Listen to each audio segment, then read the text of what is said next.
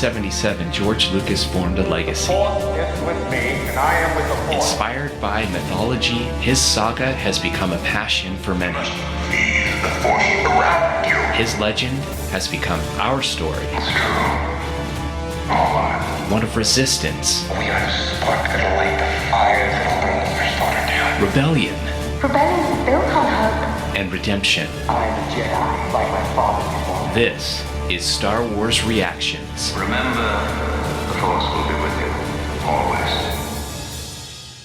Well, hello, everyone. This is David Motters starting us off tonight on Star Wars Reactions. Usually it is Aaron Harris doing the honors, but he's got a Carabas moment right now, and he just needed us to fill in for him, and we are going to do that. And so I'm super excited to be recording tonight with a good friend of ours and a returning guest. He is always ready to react, but let me bring him in and we'll get going on this show tonight. And our special guest is Greg McLaughlin from the Rebel Base Card Podcast. How you doing, buddy? Good. Maybe I just give a Carabast to Aaron because I know he'll enjoy hearing that. But yeah, it's one of those I love always listening to you guys, and it's always fun to get to call up and join in, and what a fun episode to react to. The Bad Batch is off to a great start, and it's going to be fun sitting with you for a little bit and talking Batch, my friend. That's right. No, it's always so good to talk to you, and Aaron's going to miss out, but I just wanted to thank you for jumping in and helping us out. You've always done that. Of course, before we started recording tonight, I was going to tell our listeners I was listening to The Breakfast Patch. I listen to every one that Greg and Greg do, and I would highly encourage all of you to listen in on those. The main show, the Patch, Breakfast Patch, Breakfast Batch. I can speak really Breakfast good. Pack, I would say, but Breakfast Pack. You wouldn't be the first time. I have changed this darn show's name so many different times. I have really made it hard for anybody to find, let alone remember what the dang thing's called. But at any rate, but yeah, somehow Greg, Cass, and I have trudged out quite a few, including some that have yourself on it, by the way. That's right. So I guess I was just thinking, you always have some kind of nice, quick, witty catchphrase. You're always trying to come up with one for those episodes, and I love how you do that. You seem to come up with them pretty quick. So thank you. Well, let's dive into this one. This episode, like Greg was just mentioning, is a fun one. It's jumps off perfectly from the episode last week, a different approach. This one is called The Return. And let me just kind of give people the tail of the tape before Greg and I jump into kind of, reacting to this episode. So again, it is called The Return. It was released on March 6th, 2024. It was directed by Nate Villanueva. He used to go by Nathaniel. He now puts Nate. I guess that's the new thing for him. And it was written by Amanda Rose Munoz. And the quick synopsis, the one that a lot of people hear Aaron read, I'll type that in. It's always the one from Disney Plus. Those are pretty good because they don't really give away any kind of secrets, right? So this one, here's the synopsis. Tensions rise as our heroes navigate new dynamics on a dangerous mission. And so that is the tail of the tape. And I was just going to jump in and, usually we've got Aaron and I reacting and our guests, but we always like the guest to go first. But Greg, what is your initial reactions to this episode? As I kind of have it out of the corner of my eye, and I was, it's one of those where they made the decision to drop these episodes early. And so I would say a good percentage of us probably start watching on our mobile phones. And depending upon when we record, you like getting those like second or even third viewings in, but you really get a sense, especially with the scenes with Pabu, all the shadows and the colors. And then even when we get to Barton 4, just everything is just so well done. And so even with an episode which some may say, all right, obviously we were going to have Hunter and Crosshair kind of work things out. not only did we get some excellent callbacks, which we'll get into here in a minute, but the coloring of this episode and the scale of it is just really amazing. And so my initial thoughts are just what a beautifully constructed episode visually. And that it really jumps out to me. And there's a couple of times, and there's some really nice, quiet moments that really, who'd have thought Crosshair would be petting a dog? I mean, that, when Crosshair pets Batcher at the end, not to skip ahead, some of those really subtle moments, they're really nailing it. And that's just a product of the fact they have a nice long time, and those first episodes, we jumped ahead. We got the rescue, and now we're trying to figure out how to get back to Tanis, but there we go. So we have some time that we can work things out, and I think now we're comfortable with these characters that we're really enjoying this time together with them.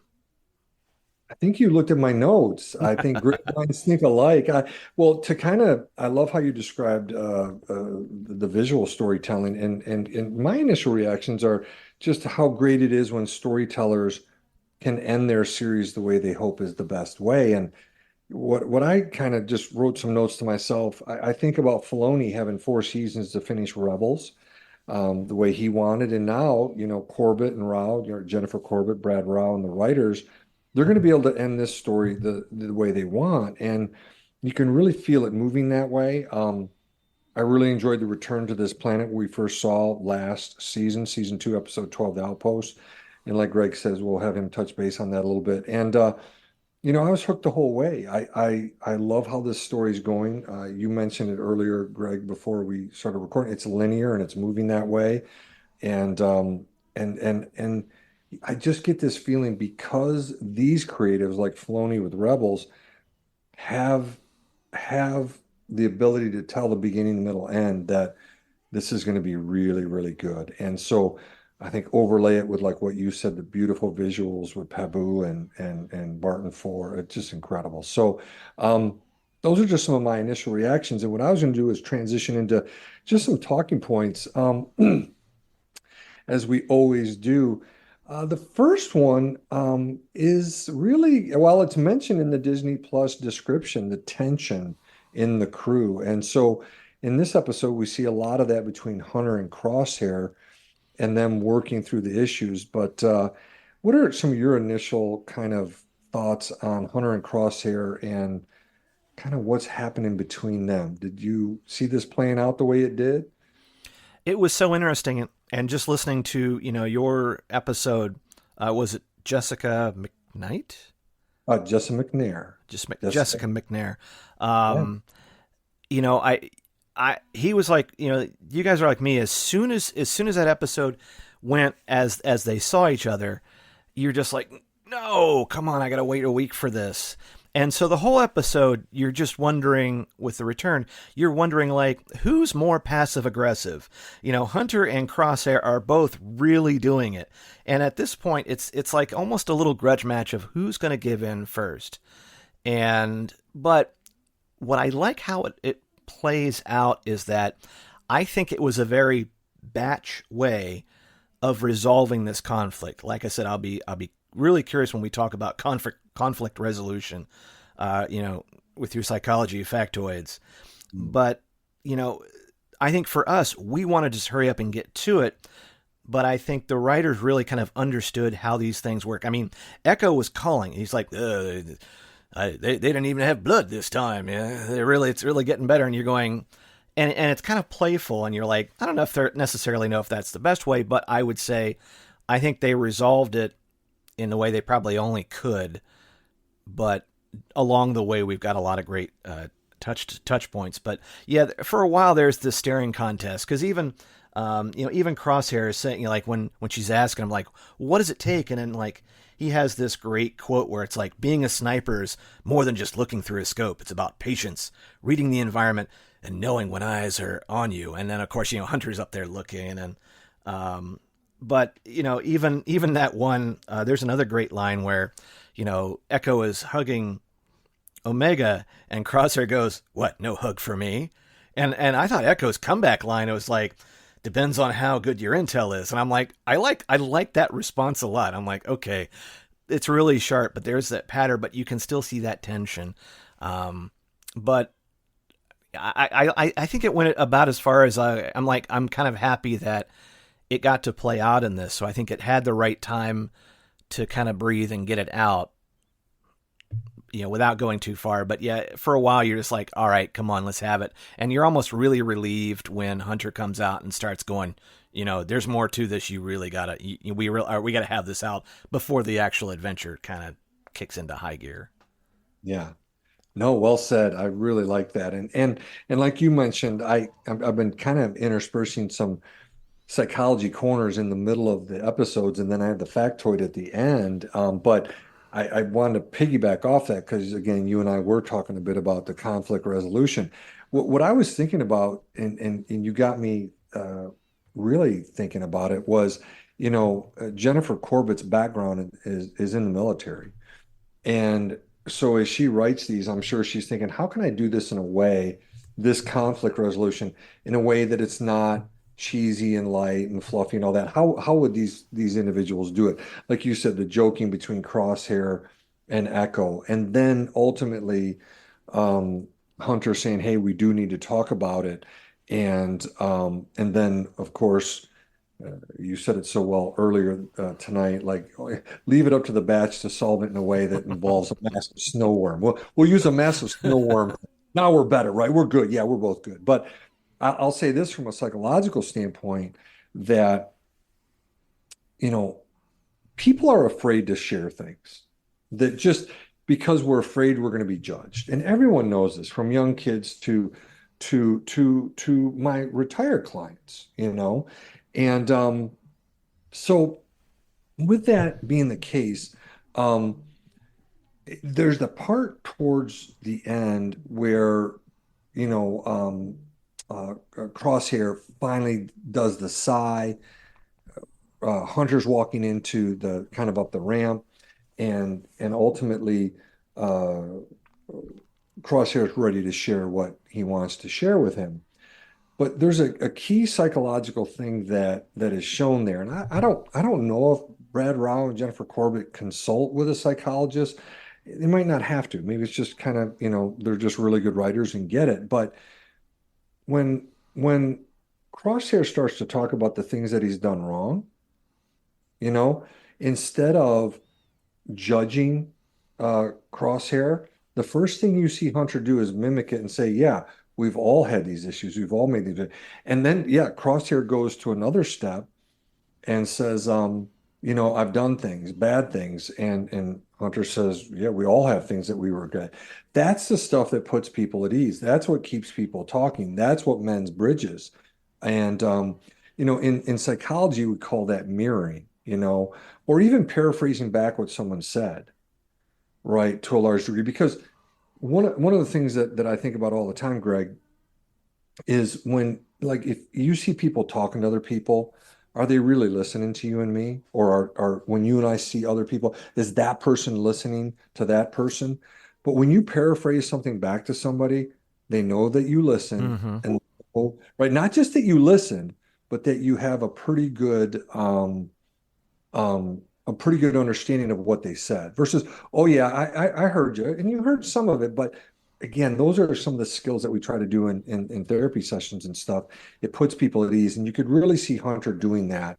And I really like how they played that out. So yeah, good. I guess I see Jennifer Corbett doing this from a military perspective, but also from a psychological perspective. And so that conflict resolution and mending of bridges. But again, I like what you said. This episode gave it time to breathe. It wasn't just, oh, we're mad, we'll kind of punch each other. We each got a fat lip. Oh, we're better now. No, but they do a whole process through the episode. So I thought it was nicely done. Because not only, Hunter has some feelings as well. And you can see it early in the episode. He really is waiting to kind of tear into Crosshair. Mm-hmm. But I do like at the end, because I think throughout these first episodes, you see these subtle hints that Crosshair has changed. He's really, you see him at Mount Tantus where he's just like a defeated man. And then you kind of see him start to agree with, going along with what Omega's doing instead of just bullying her out of the way and like, let me take care of this, because he's tried to lead and it hasn't quite worked. And then in this, where there is that jawing and you do see a return to them the way they were in really at the beginning of the Bad Batch, where they kind of jaw back and forth. But then you kind of get to see the progression without skipping ahead. And I think that really shows. And as you were saying, it really kind of shows that they have a grasp on this conflict and how it might play out. But then at the end, I was incredibly, I thought the profound, like, when Hender goes, all we can do is, he says, all we can do is keep trying to be better. And I'm like, whoa, that is a great line. I'm sure there was a lot of thought that went into that line, maybe some back and forth. They had to tweak it, but man, really what a powerful saying, especially that is pertinent to this episode, but even outside. I mean, that's a line you can put in your bag and take with you. That's right. Yeah. And you can see this then moving into future episodes here as we finish out season 3 in this series. Hope all of them trying to be better to ultimately help those other clones and to help each other as a team. So very well said. Speaking of that, and maybe where this is going, and you mentioned it earlier, Pabu, planning on Pabu is the little note that I wrote down and wanted to talk about with you and Aaron tonight. But I love seeing them sitting there again with the beautiful sunlight and planning and talking about, hey, how do we make this happen? How do we find where Tantus is? Of course, they don't know it's on Wayland, right? The planet Wayland. In the book, you and I read 30 years after it came out. The Empire. You and I took our time, but we did it. It's an acquired taste, right? Yes. Long acquired. A long acquired taste. But, I'm nervous about Pabu. And you too, what do you think? You're nervous about the Empire coming and paying Pabu a visit? Part of me just wanted the Bad Batch to end here, and Omega saying something like, "We've got to go free the other clones," and you have that gif from Austin Powers where Dr. Evil goes, "How about no? How about we just stay here?" And I think there's part of us that goes, "We're cool with that." Like, Echo, good luck, buddy. Don't be a stranger. Like he'll make it. He's a champ. And you go, so part of you just wants everybody to be safe, and everybody's there. And I'm as I kind of have, part of the episode kind of going in the background, and AZ's out there doing target practice with Crosshair, and even Omega's going, he could probably take a look at that for you, thing to get advice. But you're going like, oh, it's so beautiful. And that table that they were sitting at, and you're going, man, that would put somebody back, a couple of Imperial credits to do that table out of whatever they got. But I'm like, nah, I'm not feeling good about it. It is funny as we kind of careen towards the end of this series, and you're like, there's so much that's on the table, and it seems like there's a lot of time, but you're going like, the stakes are just only going to get higher and higher. And you're just really going, so you have to kind of on the one hand enjoy these moments of serenity on Pabu, and the other hand going, ooh, buddy, this doesn't look good. I'm getting the bad. I got a bad feeling about this, David. Oh, touche. Very well said. No, I'm thinking about it's on like kind of two fronts, right? Like literally Pabu, and then them wanting to get, or at least Omega especially. Obviously, Echo and Rex want to find it too, find Tantus. Kind of those are the two places it feels like we're really heading towards. But speaking of another place that we've been before, the crew returns to Barton 4 because this is all via Crosshair's statement that, hey, we can bypass Imperial encryption by connecting that data pad to one of their one of their data outlets or whatever there. But talk a little bit about this, because I know that you went back and rewatched season 2, episode 12, The Outpost. Kind of, what did you pick up from that? What did you see in that? Well, on one thing, you kind of wonder, like, you know, I worked for Apple for a time, so the first thing I'm thinking is that thing better not have Find My Tablet on it, because as soon as you plug that thing into the network, I mean, it's going to probably phone home. Like if you're on a super secret, research facility and a piece of equipment leaves, it's like, hey, something getting out of the workplace. It's like, is it going to phone home? But yeah, I completely missed the fact that, like when Crosshair goes like, I know a place, it's poorly guarded, blah blah blah, and go out, and it wasn't really until they got there, I still was like, nope, okay, new place, and then it wasn't until he saw the clone helmet, and all of a sudden it triggered him going, oh. And on the one hand, I'm happy with that going. I like that kind of that surprise. Because I think if I went back and watched some of this or rewatched some of the series, I probably would have picked up on it. However, that said, when I go back and watch The Outpost, there's so much more snow. And it's like, you notice that with the sensor beacons, like they look like they're almost like, eye level. But in the original, it's like, yeah, that there's 20 foot of snow or something like that, where they're really high. And even the facility is kind of on stilts, as it were, or it's a platform up. So, and then of course, at the beginning of The Outpost, there's a huge snowstorm. So it's like you really can't tell. You're like, oh, I guess they came here in a much better season, because even in The Outpost, Commander Mayday goes, like, hey, you won't survive out here at night, kind of echoing Hoth. But, it really makes it touching when, all that cargo, which the cargo that Mayday and his men were guarding were just stormtrooper outfits, and of course we know how good they are, with a lot of dead stormtroopers that we've seen in our days in Star Wars. But you saw the clone helmets and you saw Mayday's helmet, and you're like, wow, it's really poignant. And he starts putting them back up on the on the stand, and sort of just like a little bit of respect. And that's when you start clicking and you go, this is Bad Batch at its most brilliant, because you're really seeing like this regret and it's going through. But I like that, because Mayday, who by the way is a character you can collect in Star Wars Card Trader, there we go, yes, you can get, because Mayday has base cards in the new Star Wars Card Trader. But yeah, the other thing that I went back to The Outpost, because I was really wondering, I'm like, I didn't remember the Ice Vultures, and Crosshair keeps looking at him, and I'm like, okay, what do they have? And so in The Outpost, you can see a great line that Mayday, it's just like, yeah, you got to give them credit, because you have to admire them because they're survivors. And I'm like, oh, okay. So I think that's kind of, right before Mayday falls and dies.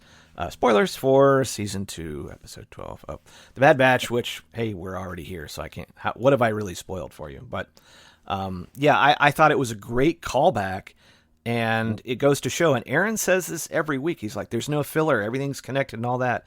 And this proves Aaron right to a T. So, you're not here to say this, but I'll say it for you, Aaron.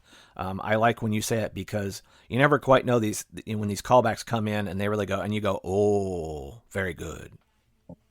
You know what I was thinking? Two things. One, when he's setting those helmets up and you see Mayday's helmet, I love that wrapping around it, Yeah.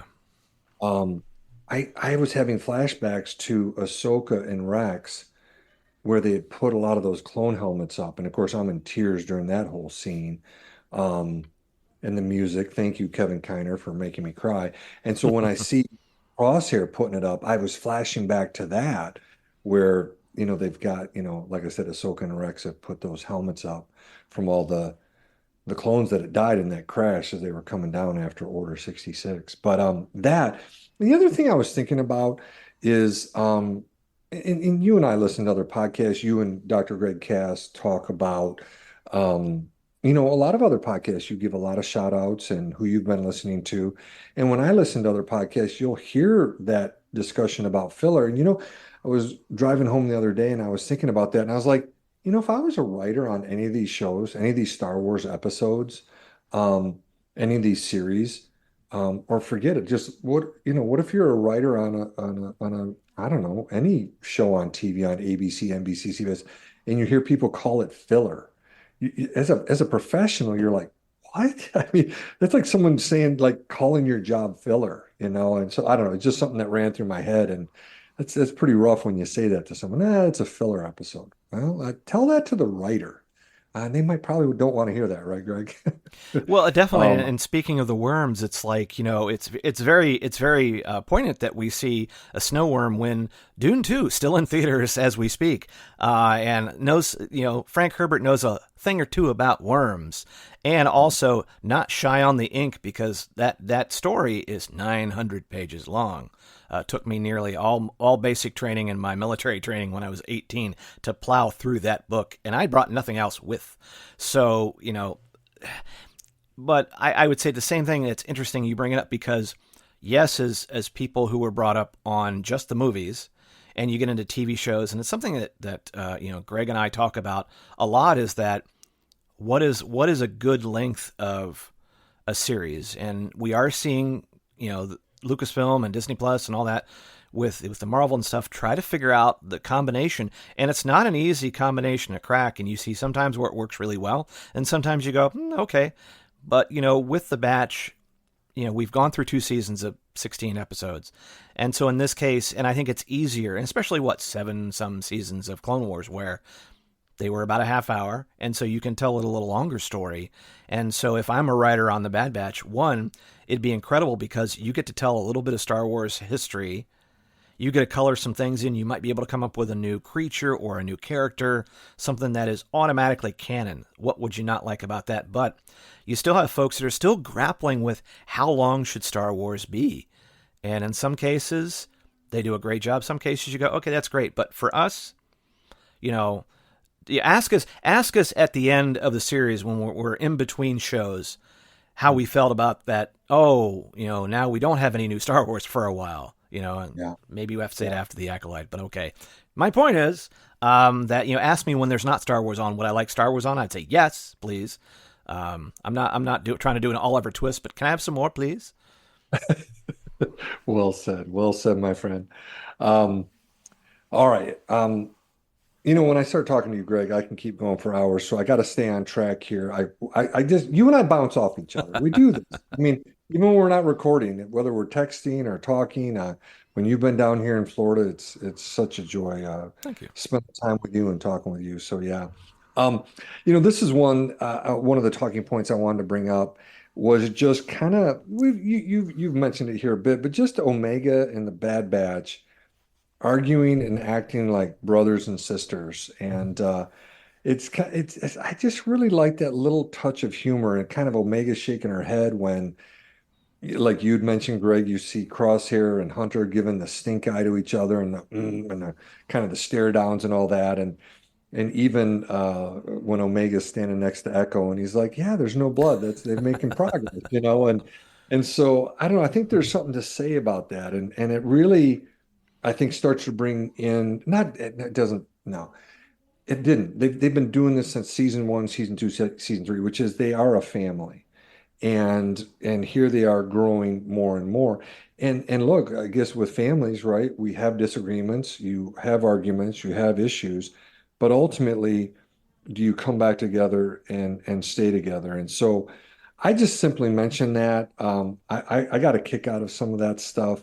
And even Omega teasing, wasn't she teasing, who was she teasing, Greg, about being the older sister? Was that? I think she was, I thought it was Crosshair because she was saying, I'm older than you, little brother. Something like that.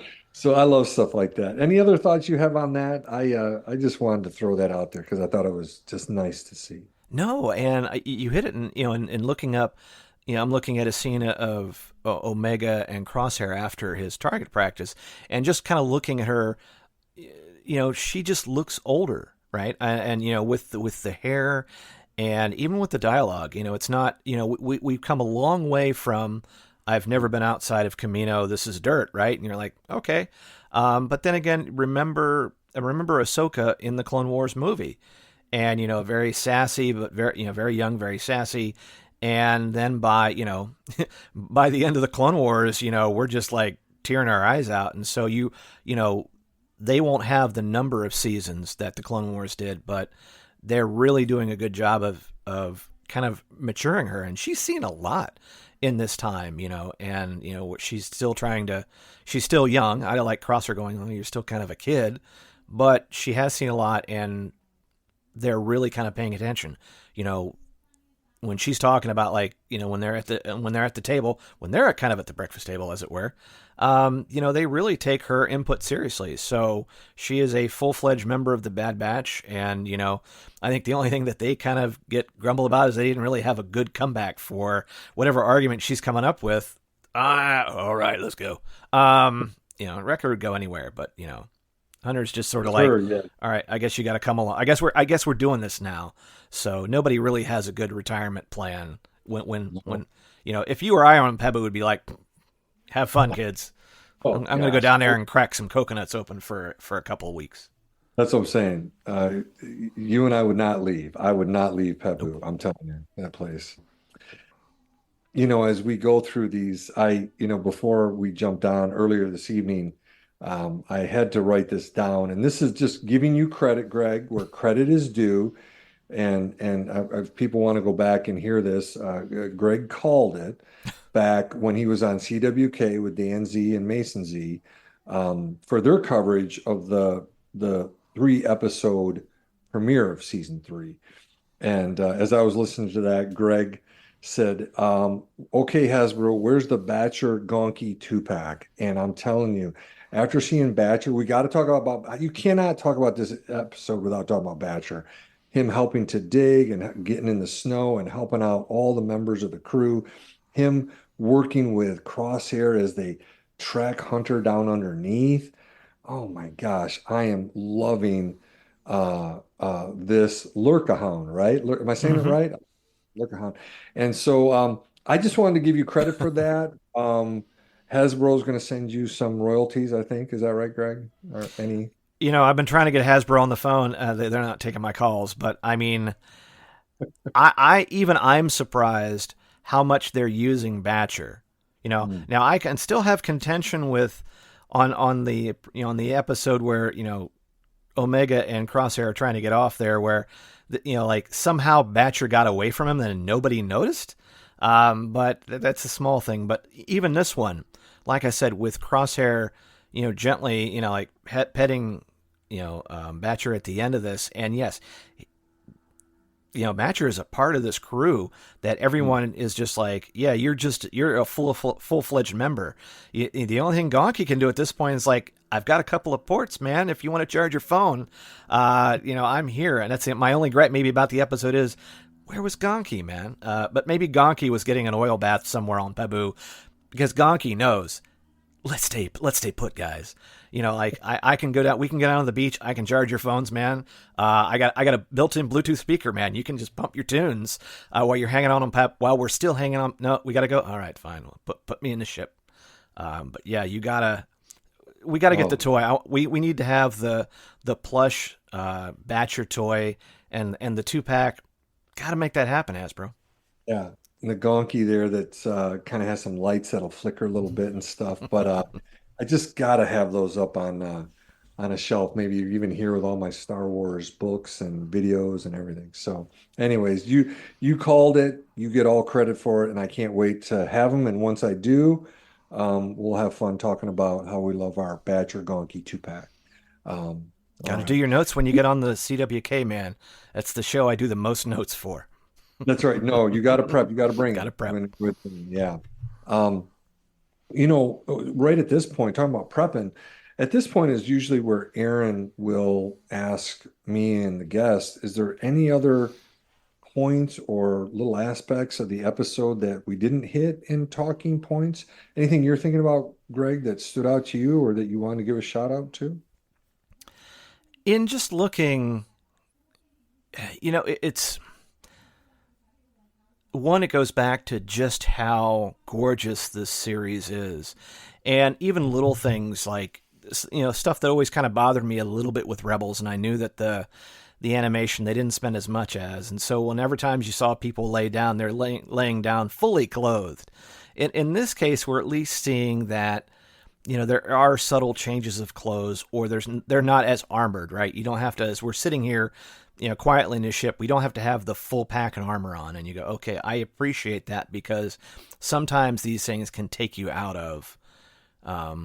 But I do love the fact that, like I said, not everybody gets to resolve their conflict through a giant snow worm, but it's a very batch way to do it.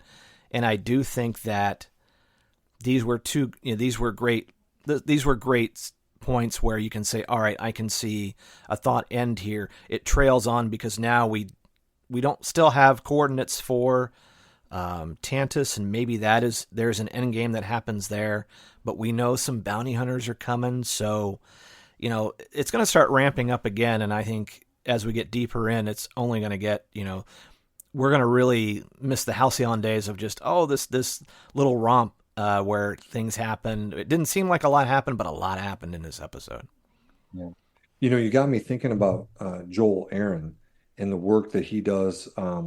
Keith Kellogg he's the animation supervisor, and Joel Aaron is that lighting supervisor. And remember this part, Greg, where Hunter is down below and Crosshair and Batcher are up on top of the snow. He's down you can see it's one of the tunnels that the snow worm has burrowed. And there's a spot where you see Hunter, obviously with full armor on, and behind him you see the little subtle bits of snow coming down behind him, just a little finery. Now, you and I living up north and being in snow, I know exactly what that is, but putting that in, that's just Joel Aaron showing off, and I love it. It's so beautifully done, that kind of detail that you wouldn't see in Rebels, because like you said, the amount of money spent per episode compared to like these. But that stuff does stick out, how beautiful that is. All right. So let's get into our final reactions. And so do you want to go first, or you want me to go first on final reactions? I had you go first on initial. I'm more than happy to let you go first on final reactions. You're the guest. Oh, thank you. When I look at this and I just see, like I said, I was very interested in how they were going to resolve this conflict. And I was also just as interested in how you thought that they were going to resolve this conflict. And, if you have some additional thoughts on it, I'd love to hear it. And I think your audience always gets the benefit of some great insight, because it's amazing what you can take away from a cartoon. But it's coming back to the show. It's been really fun, and what I think is always nice when you get into a series like we are now is that there's such a comfort level with it. The characters are working through stuff, but it's like you already have an idea when they're coming to a resolution. They're talking together that, okay, I don't really have to overcome a lot or have to kind of digest it all. I can just kind of get to it. And it's really like having a really good breakfast, right? It's just where it's just like, you kind of know what's coming. It's like a familiar breakfast that you've had, and you go, I know this place. My daughter and I, a lot of times on Fridays, we'll have breakfast, and we kind of have about the same thing. And it's like, I know exactly what I'm getting. I know how it's going to taste. I know how long it's going to go, and it's just, I can just kind of enjoy it and enjoy that time. And that's what I'm kind of doing with the Bad Batch. And that's why, in listening to some of, your episodes where you had Jason Fry and Jessica and all that, it's just fun because I know what I'm going to get when I'm listening to reactions. And I'm like, I can't wait, because I'm like, oh, but there's this slightly new dynamic, or I want to hear what your take is, or any of the podcasts that we talk about or we appear on or we listen to, I'm curious because I want to know what I missed. I want to know what they thought. I want to know what they kind of hammered out for 20, 30 minutes, because, I didn't catch it all. I didn't see everything. I didn't come up with all the great ideas, but I want to hear everybody's kind of take on it. And that's kind of the one thing that's kind of fun. And you get in this pattern where it's like, all right, as soon as I ingest it, as soon as I kind of figure it out, let's get that podcast playlist going, and let's get everybody's thoughts on it. Cause that's what kind of gets me excited. No, thank you for saying that about ours. We feel the same way about you and Rebel Base Card. I love the format. I've said it without you on the episode. I've said it to Aaron, and I tell people, look, the idea that you and Greg came up with to ask each other questions, and the conversation that develops, and it gets your brain juices flowing and Dr. Greg Cass's brain juices flowing. It's just fun to hear you guys just go back and forth. And it's just a fun way that you end up describing the episode and really getting me to think about it. And I'm thankful that we're able to do it. And to add a bit to what you'd mentioned on conflict resolution, something that I thought about, and here's another little mini psychology corner on conflict resolution is, um, you know, you, you've got to have two people willing to each make a step, right? Mhm. And one of the things that you see with Crosshair and Hunter in this is I'm thinking about, this is a classic thing. It's called Aristotle's challenge. And I don't know if you've ever heard me talk about this, Greg, but I've mentioned it on some episodes, but it's, these smarty pants like Socrates and Aristotle and Plato and all this. But with Aristotle, he has a thing called Aristotle's challenge. And when I think about Hunter in particular, it has to apply to him. And it's this: when it comes to anger, right? And conflict, do you show the right amount of anger, right? Not too much, not too little, about the right thing at the right time? And that's a big issue across our culture. And Aaron and I have talked about it in the psychology corner and just kind of trying to convey that across the country. Like, hey, yes, it's okay to be angry, but the right amount at the right time about the right issues. And so both of them do that. And also, I think a big part of conflict resolution is that there's empathy involved. Like I mentioned Mhm. earlier, you know, um, you know, Crosshair is saying, "Hey, I've done a bunch of stuff I shouldn't have done," and Hunter's like, "Yeah, I get that." Hunter is very understanding. I just thought about it because you and I touched base on this a bit. He says to him, it was a very confusing time. And I did go back and, when you watch Aftermath and you get Order 66 in your head, and you see, you can just watching Crosshair kind of struggling, and you see Wrecker saying, "What's that order? What's Order 66?" And Hunter and Tech and they don't know it, which is really cool to see. But so I do think about that as well with him, is that, there's times where we do things and we're not fully thinking clearly. And something I thought about to bring in, like kind of like mental illness and what I work with as a psychologist is, here you've got, you know, uh, Crosshair dealing with something that's been, implanted in his brain and he's not thinking clearly. How many people have I talked to that are depressed or anxious and their thoughts are not clear? And as family, they might do stuff and say stuff that just takes you to the limit, like Hunter feels. But then ultimately you come around and you have understanding and know, well, if that person wasn't depressed or anxious, they wouldn't have said or done those things. Mhm. They wouldn't. And same thing for Crosshair. He doesn't know that that's been placed in there. And then you see him trying to go after Caleb Doom. I just, watching that and taking shots at him and all that. So, it- so I think, Hunter gets that as well. That initially, he's he's very much influenced by it. And then of course he makes a decision and it's the wrong decision. And Hunter understands that as well. And there's, forgiveness and they come back together. That's a big issue that, we could talk for hours on forgiveness as well. So, but there's a little bit extra I love it. yeah, on conflict resolution and Aristotle's challenge, right? I would encourage everybody keep Aristotle's challenge in mind always. Um, well, let me jump into just some final reactions on myself, and then we can All right. go into other little fun things. So I thought about this. We're 5 episodes in, so there's a third, right? It's five, five, and five. There's 15 episodes. A third, and I wrote down to myself, unreal, boom. And I go back to something that I talked about with you in a special episode that you put together a few weeks ago on prepping for the batch, right? Mhm. And I brought up then something that you've been talking about is, you said, Dave, are you savoring this? Because we don't know after Acolyte and Skeleton Crew, and really because Mandalorian and Grogu is going to be a movie, how many of these episodes, how many of these series are we going to get from Disney? Because they've been cutting and cutting and cutting, right, with the streaming services. So um, I can't believe a third of the season's already over, but I'm enjoying the heck out of each episode, and I really will like where this is going. And I just kind of reiterate here what we mentioned a minute ago. I just get a sense where we're going to be dealing with some really emotional situations on Pabu and Mount Tantus. So there we go.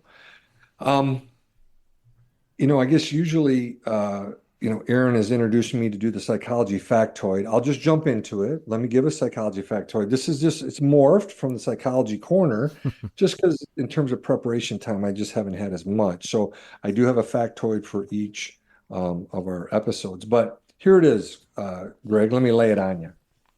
In a study in the Journal of Psychological Medicine, researchers looked at participants' brain health at 45 years of age.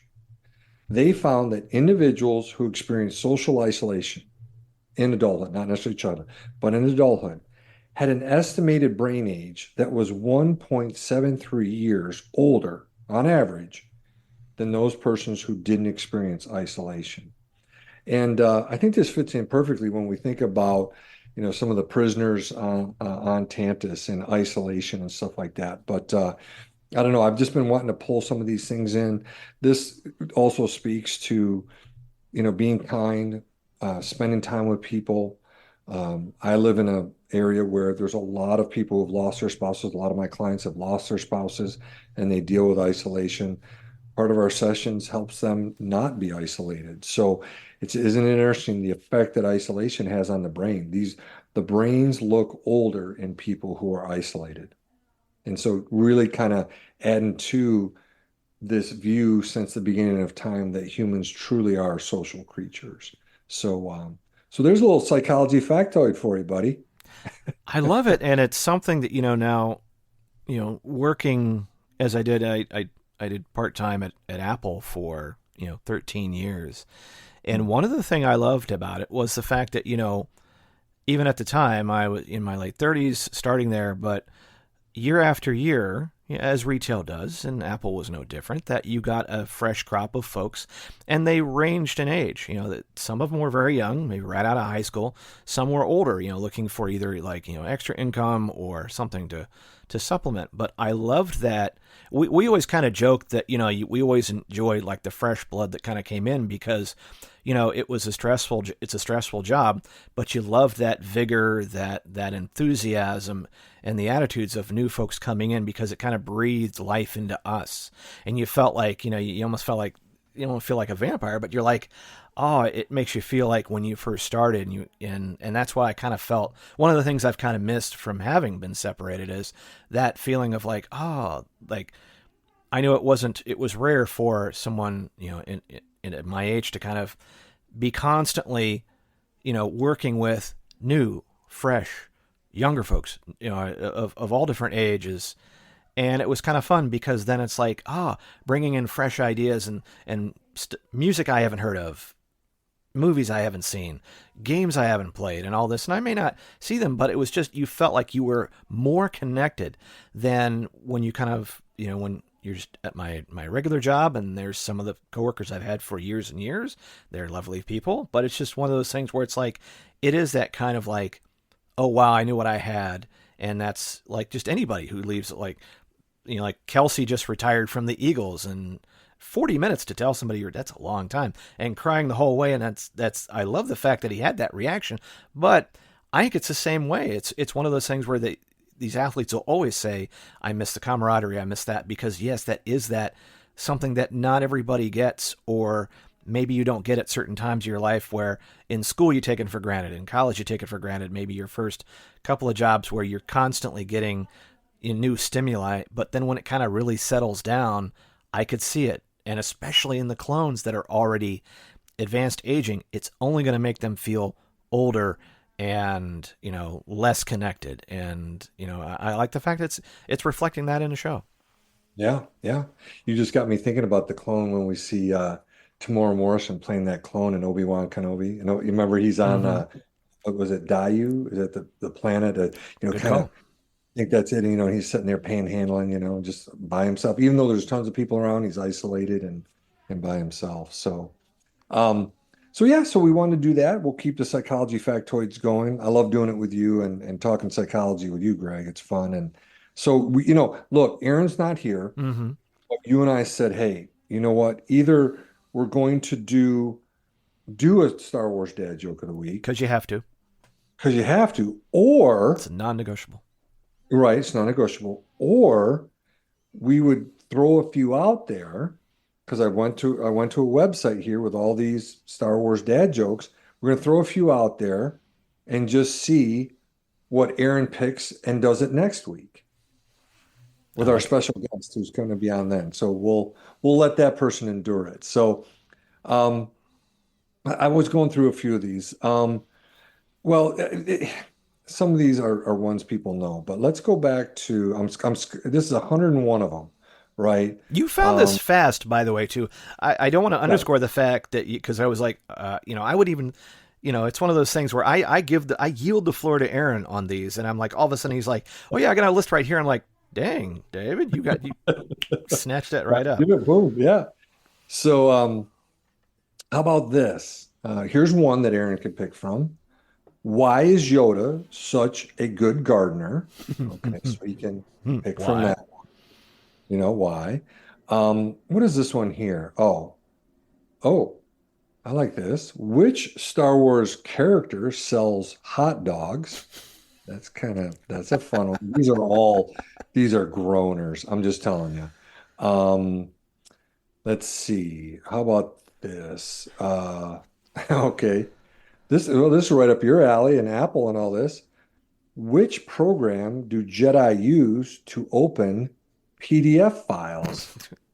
That's a good one. So, let's see. Here, one more, and Aaron can pick from these and then decide what he wants to do. 1, 2, 3, or D. Yes. Yes. How do you unlock doors on Kashyyyk? Oh, there we go. And I think I read that one to you earlier, and it's brutal. all of them are brutal.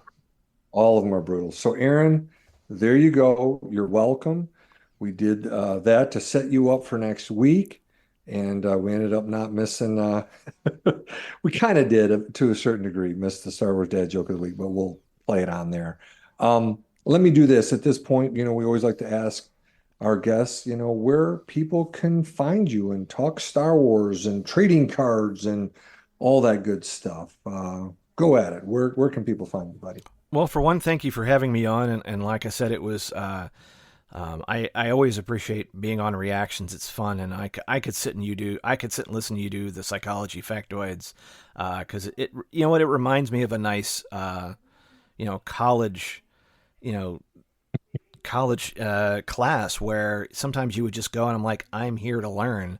And that's what I love. A lot of the folks that we are in the same orbit of always bring some knowledge. And I do think that, when you were talking to Jessica last week, I'm like, I want to hear what she has to say, and I want her to be a part of this because I think a lot of folks, none of us really maybe have the one thing, but it's fun to be a bit of a connected piece of it going, hey, we can offer a little bit. It's not going to be everything, but I think if you kind of assemble all of us together and you kind of have a great playlist or, reading list or things like that, I think you can really not only expand your knowledge of what's going on, but you can feel connected, and it's kind of really fun. It's fun to sit and hear what people have to say about the stuff that we love, and we don't have to be, you don't feel like you're disconnected or you're alone doing it. So but I appreciate you having me on. Like I said, you can generally find me on most of the socials, from Instagram, Twitter X, Hive, Blue Sky, Facebook at Rebel Base Card, Substack on occasion. I'm trying to use that a little bit more. If you have Apple Podcasts or Spotify, those are pretty much the two biggest podcast platforms, but you can look for the Rebel Base Card podcast. Like I said, we kind of, when a show's going on, Gregcast has been awesome. We started with the Bad Batch. We've done all the seasons of it, and we've picked up on a lot of the other shows, and we do trade questions because you just wanted to kind of add something to it. So you can look for the Rebel Base Card where you find your podcast. For the most part, we'll be there. Or if you go to any of my socials, I generally have a link where you can listen to it on the web or however you want to ingest it. It's been fun. I'm pretty excited that coming up soon, because I'm trying to keep some card news within the confines of the batch, because it gets really difficult to do many shows.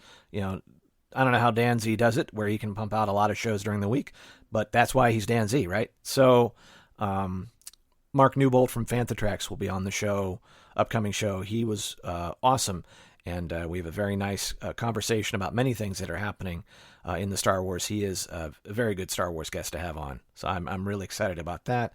And Star Wars card news that's out there. And if you are on any of the digital apps like Star Wars Card Trader or Bunt or Marvel Collect, Disney Collect, you can generally find me at CornFed Tech.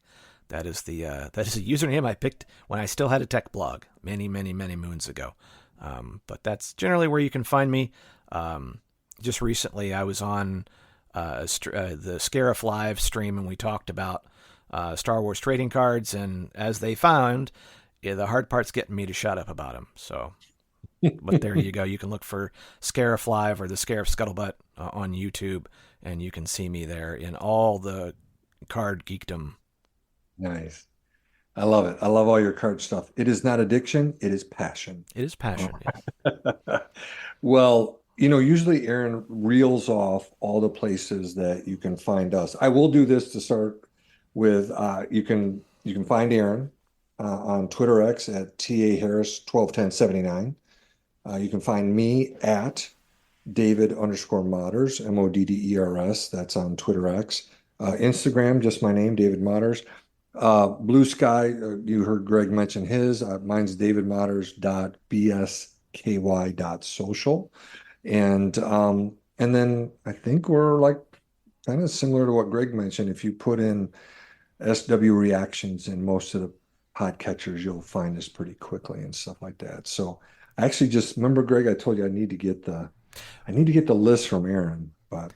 Well, I know that it's either going to be Star Wars Reactions or SW Reactions or SW Reactions Pod.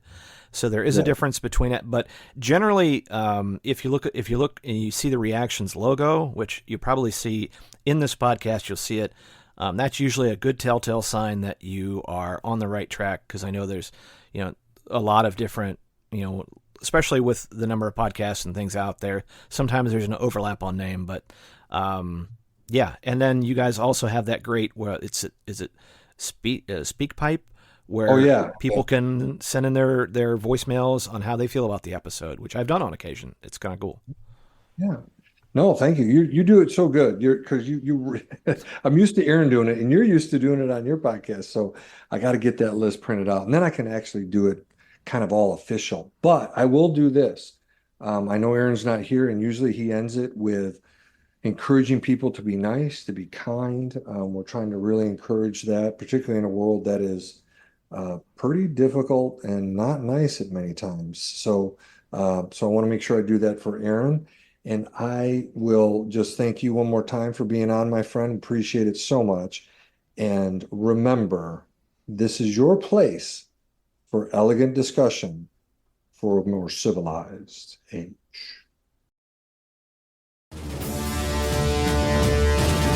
If you'd like to share your thoughts, you can email us at show@starwarsreactions.com for our show notes and the latest news from the Star Wars universe. Visit our website at www.starwarsreactions.com. You can also follow us on Twitter at SWReactionsPod or on Facebook at Star Wars Reactions. If you enjoy our show, please leave a review on iTunes. This podcast is not endorsed by the Walt Disney Company or by Lucasfilm Limited. It's intended for entertainment and informational purposes only. The official Star Wars website can be found at www.starwars.com. Star Wars. All names, sounds, and any other Star Wars related items are registered trademarks and or copyrights of Disney and the respective trademark and copyright holders. All original content of this podcast is the intellectual property of Star Wars Reactions unless otherwise indicated. Star Wars Reactions. Elegant discussion for a more civilized age.